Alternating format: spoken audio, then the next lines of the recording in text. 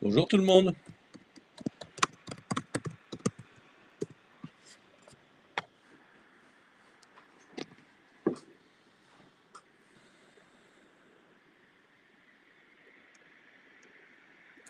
Est-ce que vous m'entendez bien, s'il vous plaît?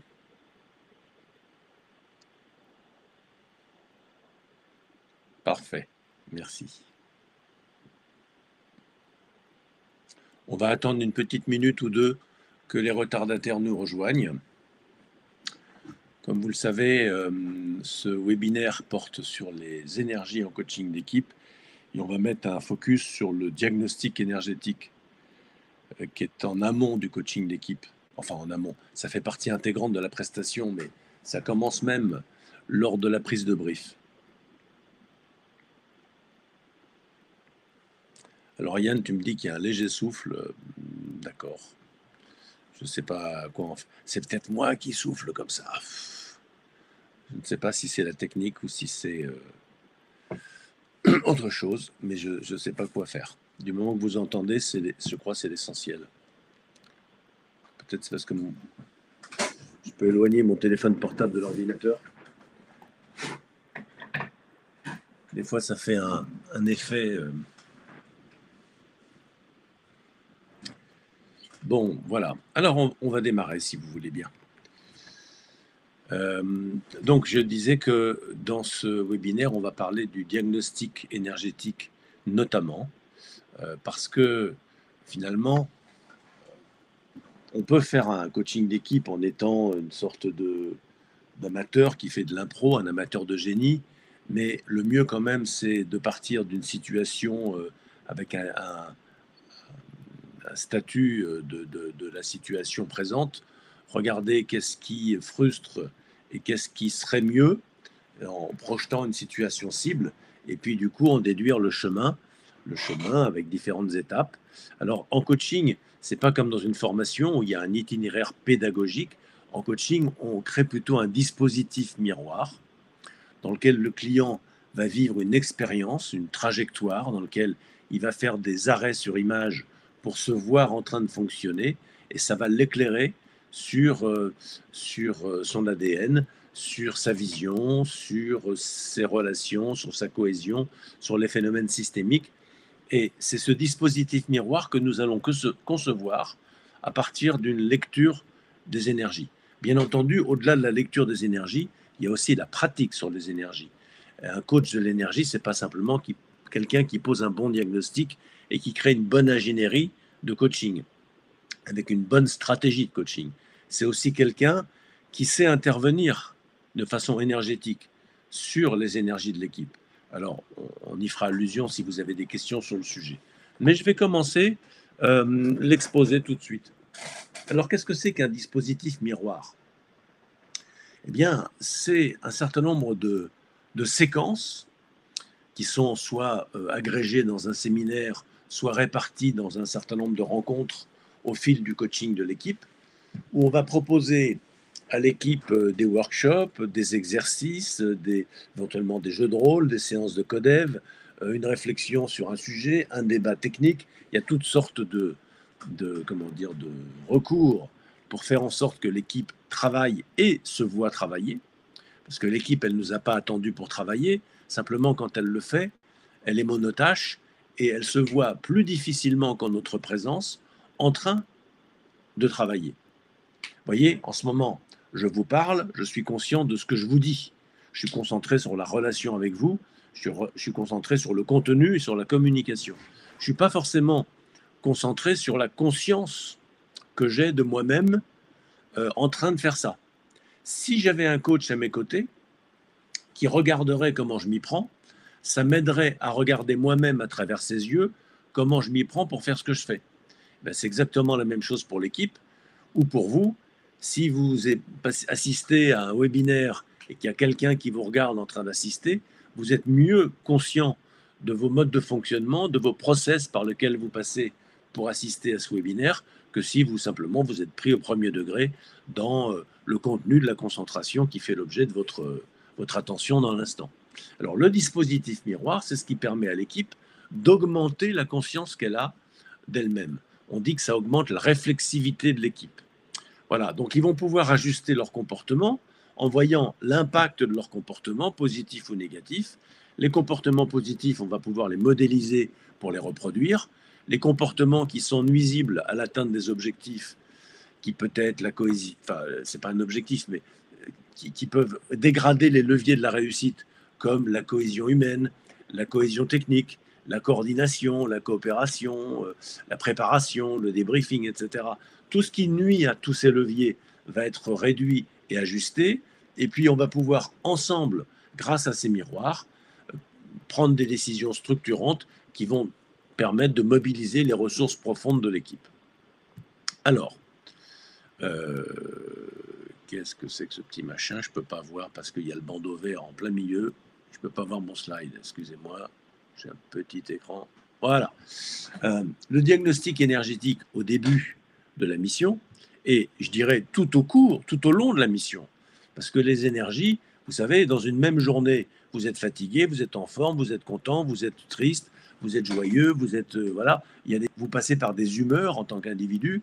Ben, l'équipe aussi, elle passe par des niveaux énergétiques qui sont d'intensité variable et de nature variable. Vous avez par exemple une énergie de structuration, une énergie de relation, une énergie d'inspiration, une énergie d'action. Ce n'est pas les mêmes qualités d'énergie. Et puis dans l'énergie d'action, vous pouvez être très très engagé ou moyennement engagé, très engagé tout en mobilisant peu d'énergie ou peu engagé tout en mobilisant beaucoup d'énergie. Donc tout ça, ça va être des variables sur la qualité de l'énergie et la quantité de l'énergie disponible sur lequel nous allons avoir une action en tant que coach d'équipe. Alors, le diagnostic que l'on fait, en fait, qu'on ajuste en permanence, il sert à définir, certes, l'objectif et les modalités du cheminement en amont de la mission, lors du contrat de coaching, mais également à chaque étape de la mission. C'est comme un coaching individuel, finalement. On a défini lors de l'entretien tripartite un contrat de coaching, mais en début de séance de coaching, mettons séance numéro 3, on dit au client, alors quel serait le contrat de coaching pour aujourd'hui? Sur quoi tu veux avancer? Quels seraient les résultats que tu veux atteindre pour toi-même, par toi-même au cours de cette séance?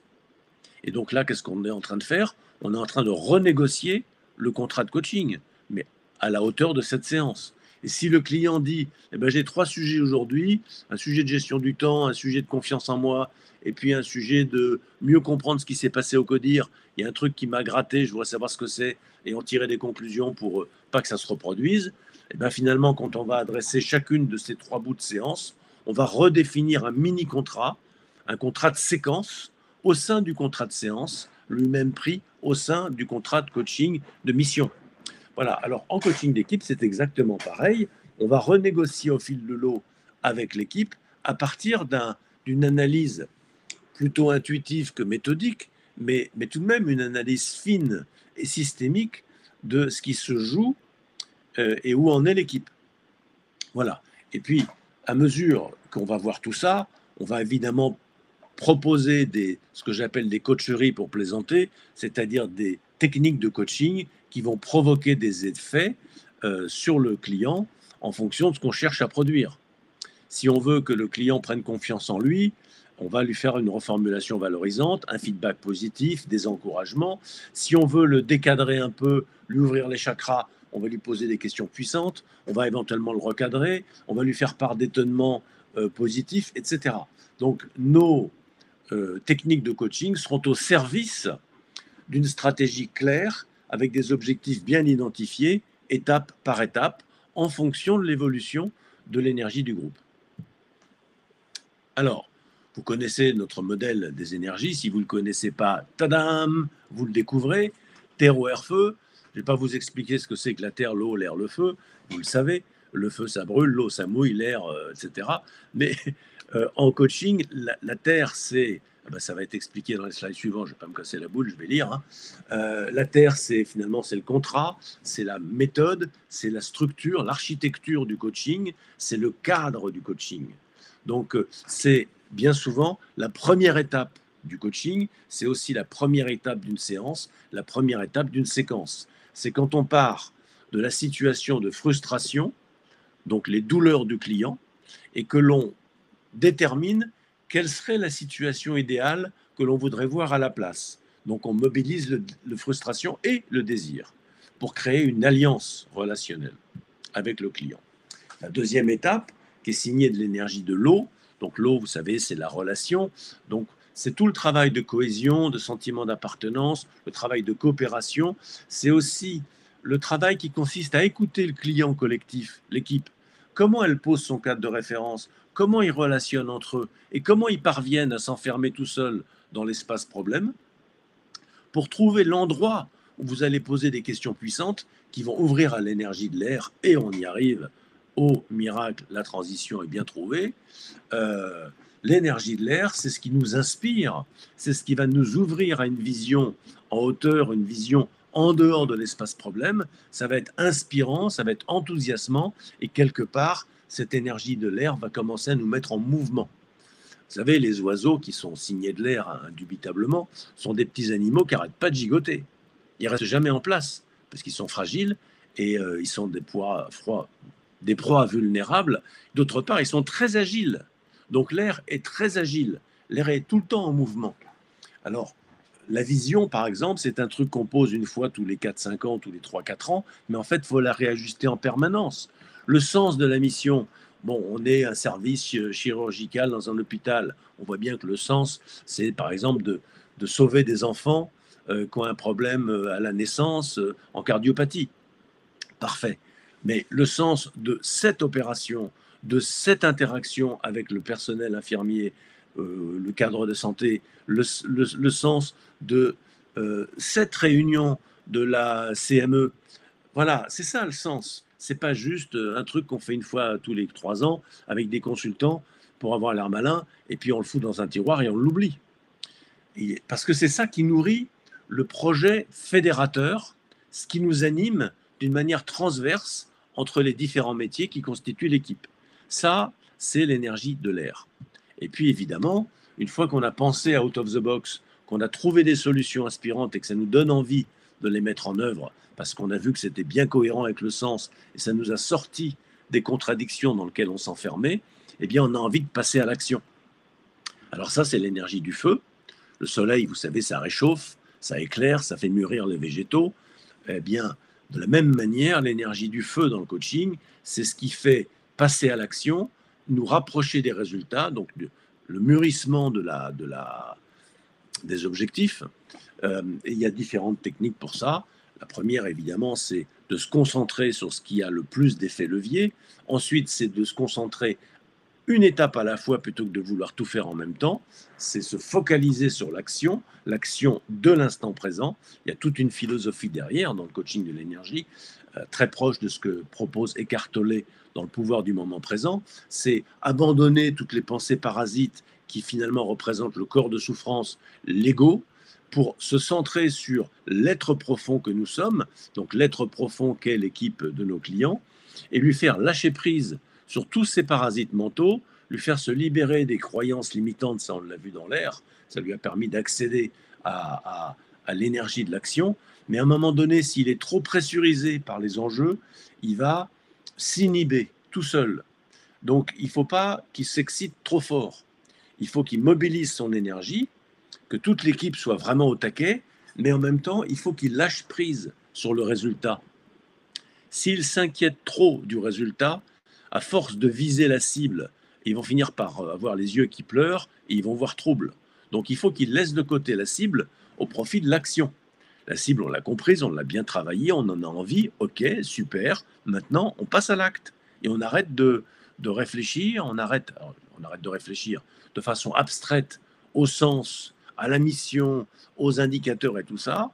On laisse tout ça de côté. D'abord, on travaille, on agit, on produit. Et après ça, on s'arrêtera une fois par mois pour regarder en fin de semaine ou une fois par mois les KPI, les indicateurs.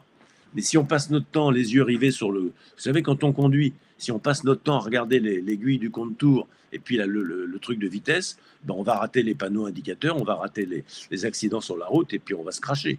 Il faut regarder la route, il faut conduire. Il ne faut pas réfléchir au code de la route, il faut conduire, il faut être mécanisé. Ça, c'est le feu. On lâche prise sur le résultat et on va de l'avant. Alors, qu'est-ce que ça raconte ensuite ?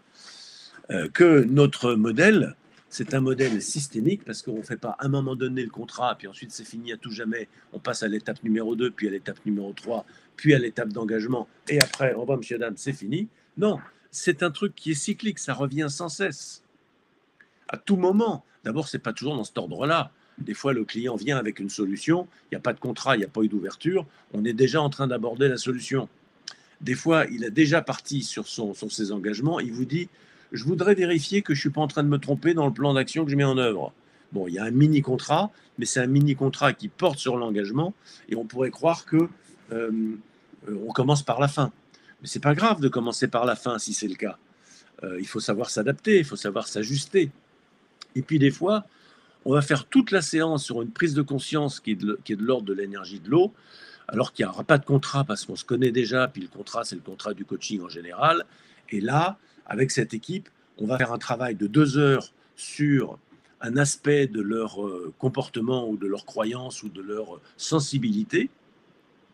Il n'y aura pas de solution, il n'y aura pas de plan d'action, il n'y aura pas d'application pratique de ce qu'on va se dire, mais ça va développer une vraie conscience de soi, ça va développer beaucoup d'énergie et on saura l'utiliser dans une séquence suivante. Mais ça, c'est une autre histoire. Dans cette séquence-ci, il n'y aura pas eu de contrat, il n'y aura pas eu de solution, il n'y aura pas eu d'engagement, il y aura juste eu une grosse énergie libérée par des prises de conscience sur les émotions sous-jacentes de l'équipe, par exemple. Voilà. Alors, maintenant, on pourrait parler aussi des stades de maturité d'équipe. Si on voulait parler d'énergie, si on veut devenir des coachs de l'énergie, il faut repérer où en est l'équipe dans son développement de maturité. Je ne vais pas vous faire un apport très complet là-dessus, je vais juste y faire allusion en disant que finalement, il y a 4 cultures d'équipe, de même qu'il y a 4 niveaux de maturité d'équipe. Vous avez des équipes qui sont des collections d'experts techniques, les uns à côté des autres, mais il n'y a pas, donc c'est très terre, c'est très technique. Ensuite, vous avez le stade d'après, c'est quand cet agrégat d'expertise technique commence à se connaître, les gens font du lien humain, et donc ça devient un groupe. Quand ce groupe se met en mouvement vers un projet fédérateur commun, ça devient une équipe, et quand cette équipe devient performante et les individus se mettent au service du collectif au détriment de leur ego personnel ou de leur intérêt personnel, eh bien on accède à l'intelligence collective. Autrement dit, pour accéder à l'intelligence collective, il ne suffit pas de réunir les plus grands experts du monde.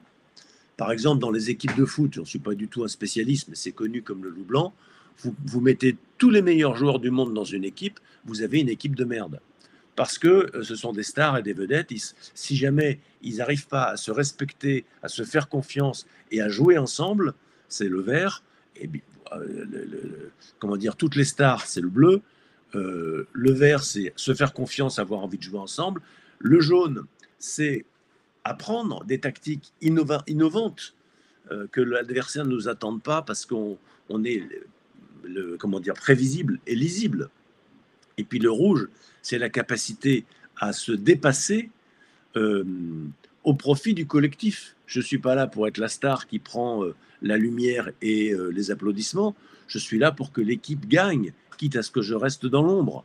Voilà, et ça se construit. Ce sont des niveaux d'intelligence collective, des niveaux de maturité collective qui produisent à chaque stade un niveau d'efficacité collective plus fort à chaque fois.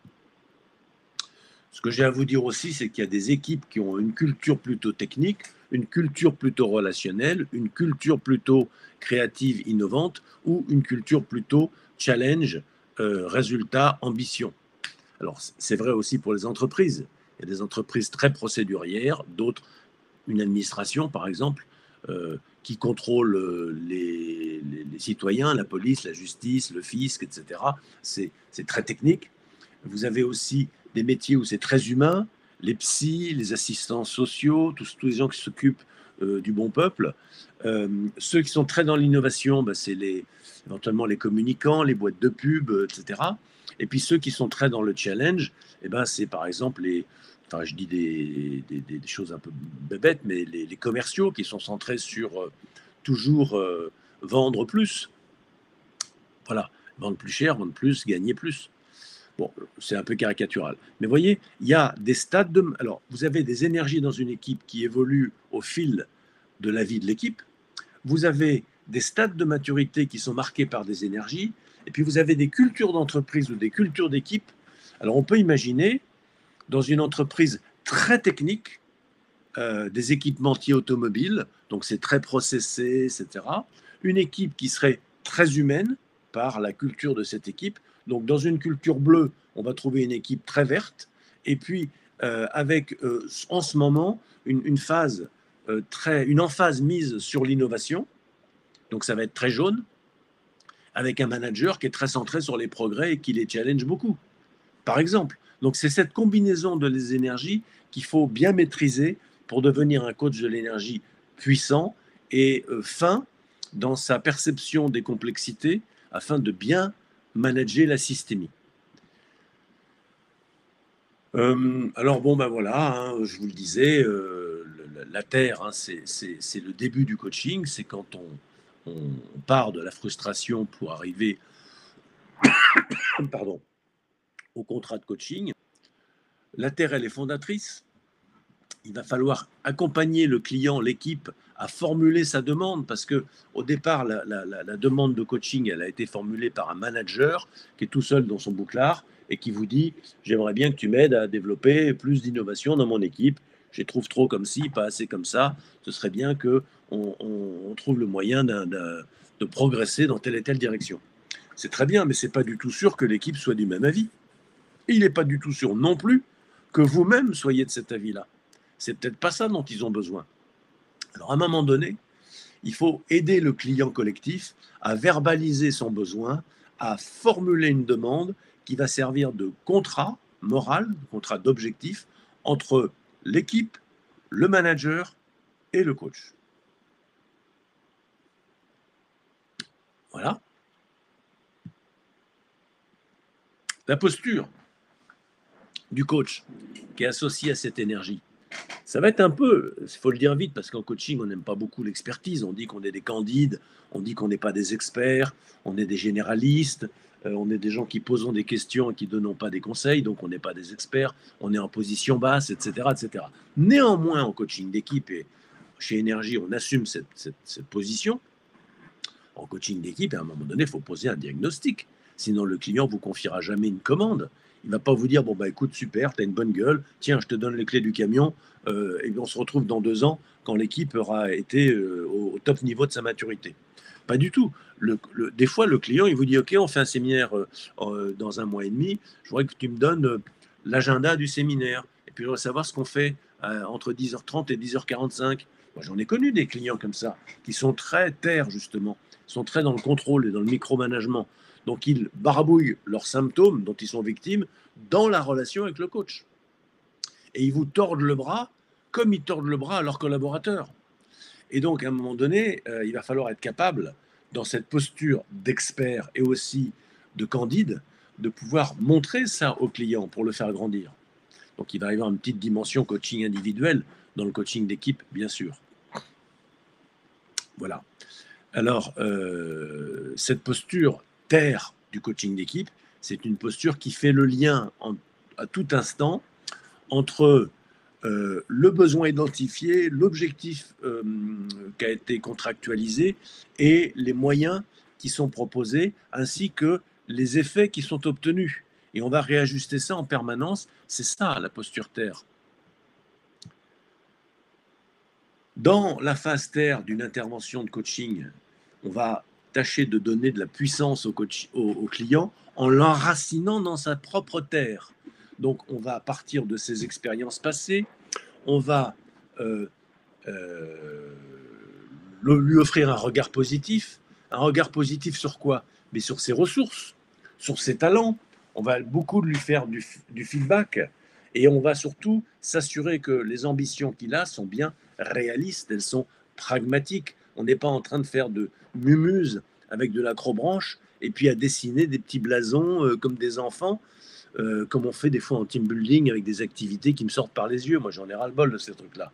On est là pour développer de l'efficacité, pour développer de la productivité, de l'efficience, pas pour s'amuser à coller des gommettes Ça suffit que les coachs prennent les clients pour des enfants, j'allais dire pour des cons. Mais c'est vrai, on dit, ah, les petits coachs, gens là, on va aller faire des tableaux maintenant, on va coller des gommettes, ça va être joli.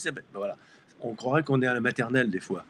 Euh, ou alors on leur fait faire du bateau ou je sais pas quoi, mais ils sont pas là pour s'amuser. On n'est pas Euro Disney. Les coachs font pas de l'entertainment. Les coachs, c'est des gens sérieux, qui sont professionnels, qui sont méthodiques, structurés, qui apportent des résultats puissants, qui font la différence en rupture avec le passé. Donc, on n'a pas tellement le temps à faire mumuse avec des petits jeux, des petits warm-up, des petits trucs pour créer l'ambiance et tout. Excusez-moi, hein, peut-être vous aimez beaucoup ça et vous avez sans doute raison. Évidemment, il faut créer du lien. Évidemment, il faut que le client se détende et passe un bon moment. Mais il n'est pas là pour passer un bon moment. Il est là pour progresser. Pour progresser, il faudra qu'il passe un bon moment, mais ce n'est qu'un moyen, ce n'est pas la finalité. Des fois, on a tendance à inverser les choses. Donc, quitte à ce qu'il passe un mauvais moment, il faut qu'il réussisse. Parce que si jamais il passe un très bon moment, mais il ne fait pas de progrès, alors, fallait, je sais pas, fallait tenir un restaurant ou faire du café-théâtre, mais il fallait pas faire du coaching. Le client, alors maintenant, si vos clients passent un super mauvais moment et qu'ils réussissent super bien, je ne sais pas s'ils reviendront volontiers. C'est comme sur la table de chirurgie, bon, c'est efficace, mais enfin, on n'a pas envie d'y retourner, quoi. Le moins souvent possible, comme chez le dentiste. Bah, là, ce qui serait bien dans le coaching, c'est que ce soit à la fois un bon moment, mais au service d'un saut quantique dans les progrès, dans la maturité collective.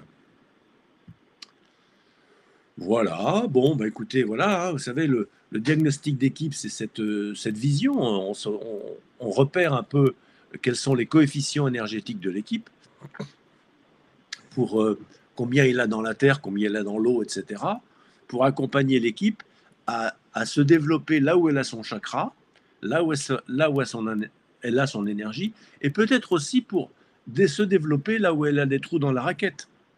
Une équipe qui aurait très peu de feu, bah, c'est très bien, mais enfin, il lui manque un petit truc quand même pour réussir.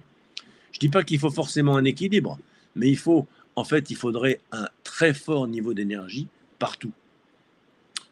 Voilà, les amis, j'ai bientôt fini, moi, je crois. Alors, ce que j'ai envie de vous dire, après avoir bu une tasse de thé,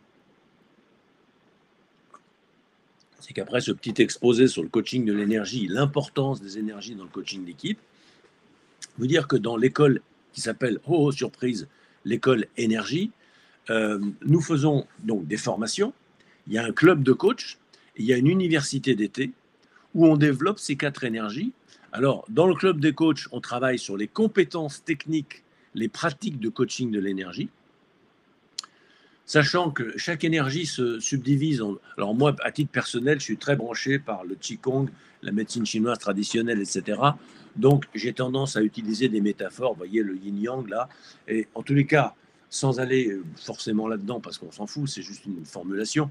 Le feu, on voit bien qu'il y a un feu qui est centré sur l'être coach, et puis il y a le feu qui est centré sur la pratique qui en découle, d'une part. Donc ça donne déjà 2 polarités, une intérieure, l'autre extérieure. Et puis on peut avoir, par exemple, sur le feu, vous avez la liberté intérieure qui est très feu, puis vous avez la lucidité aussi qui est très feu. Et bien l'une est moins, l'autre est plus. Voilà, ce sont 2 polarités du feu qui ne sont pas signées de la même manière. Elles sont en binôme. Pour l'air, vous avez l'équilibre, l'agilité, qui est une des polarités, et puis vous avez l'inspiration et la gratitude, qu'en est une autre. Voilà, je pourrais vous les faire comme ça toutes les 8, mais donc chaque énergie a 2 polarités. Une polarité plus, moins. Je ne dis pas féminin, masculin, mais on pourrait s'amuser à ça. Mais avec l'histoire de théorie des genres qui est très à la mode en ce moment, ça nous égarerait un petit peu et on va rester dans des choses simples et non polémiques. Alors, nous avons construit une sorte de configuration octogonale.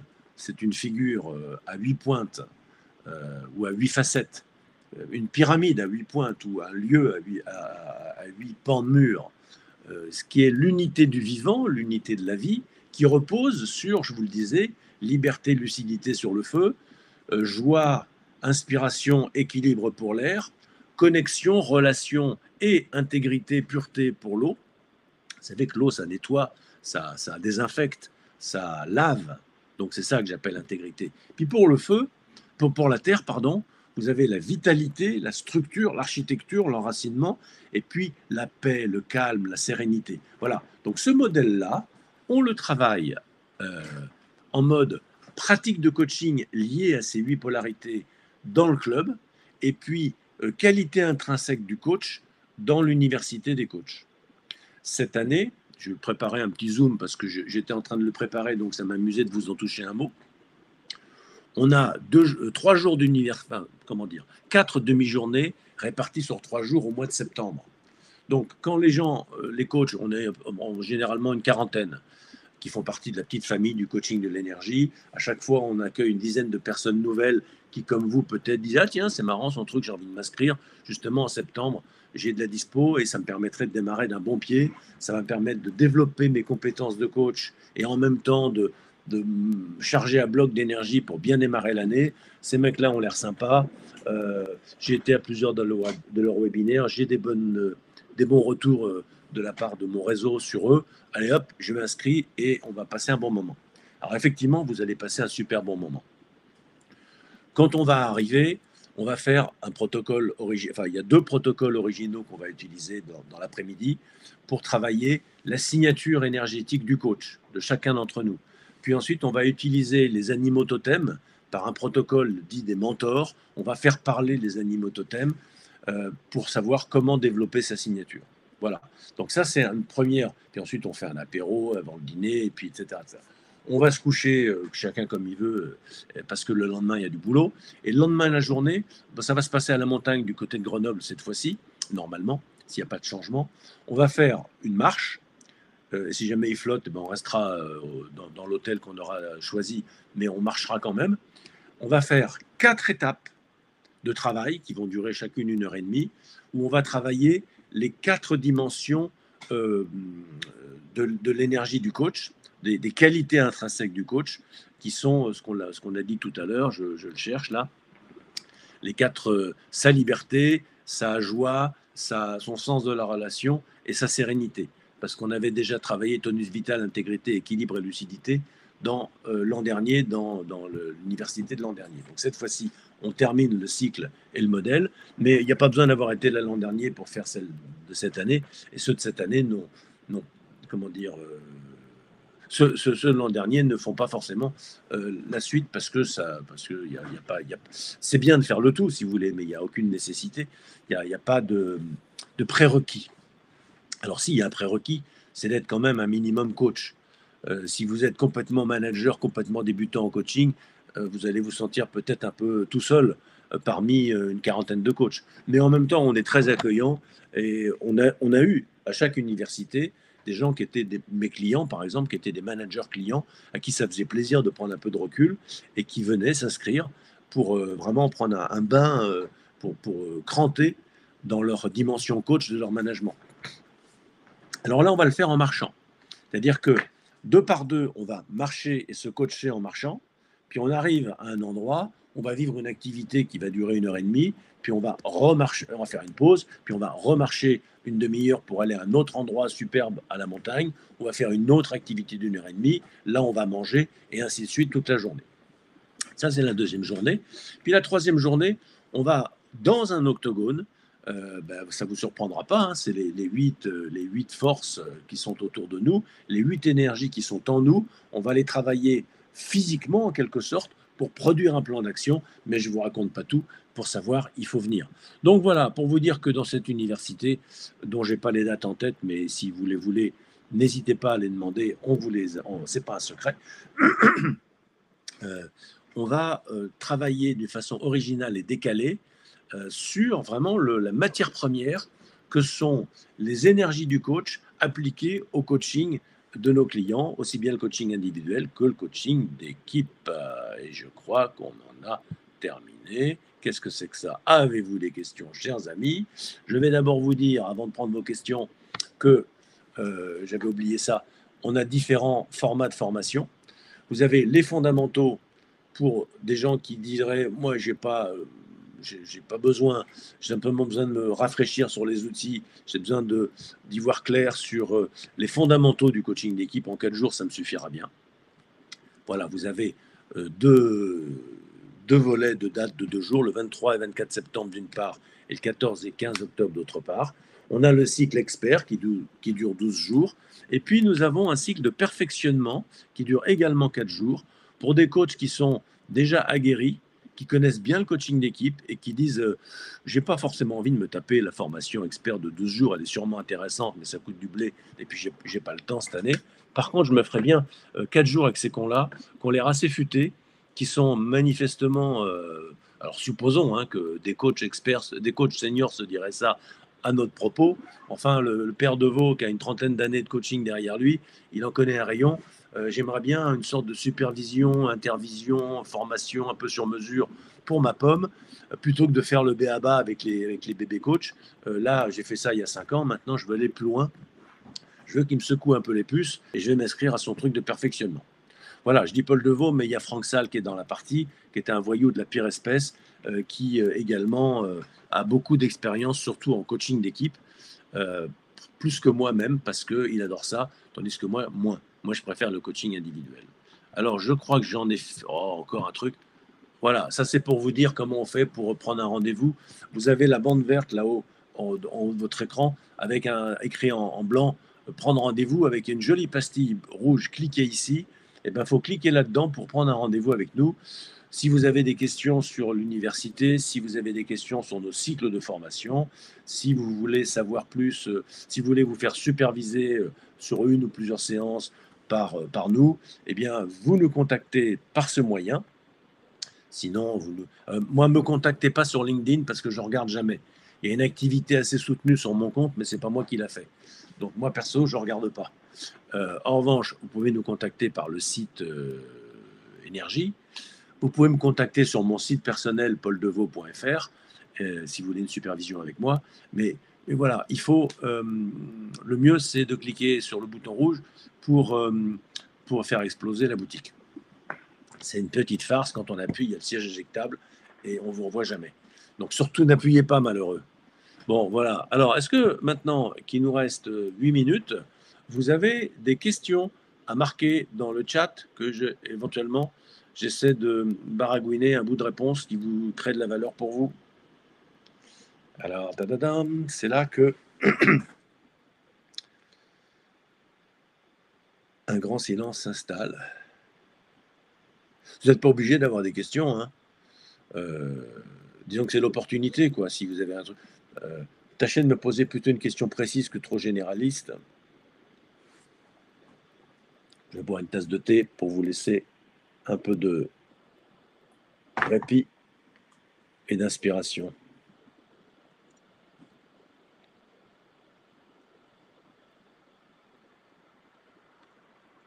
Bon, et bien voilà, on a fini. A priori, je vois quelqu'un qui écrit encore.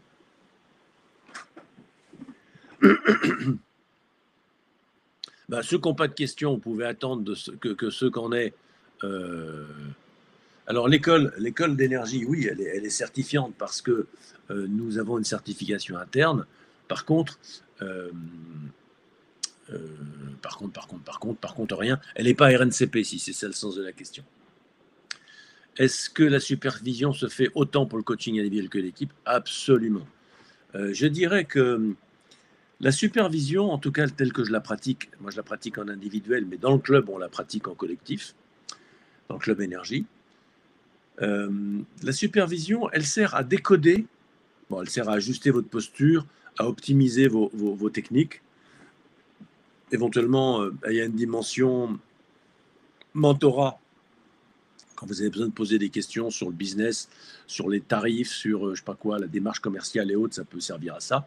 Mais vraiment sur la technique de coaching, sur la pratique du coaching, la grande clé, c'est la lecture des phénomènes systémiques entre vous et votre client individuel ou entre vous et l'équipe. Et également, l'équipe entre eux, qu'est-ce qui se joue de manière systémique? C'est difficile de le repérer et de l'analyser et surtout de s'en servir.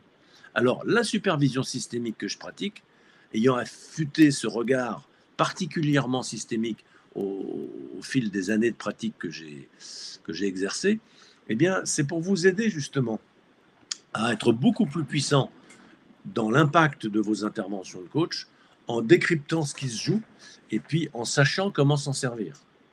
Voilà. Ben, les amis, je crois que j'ai répondu aux deux braves questions qui se battaient en duel.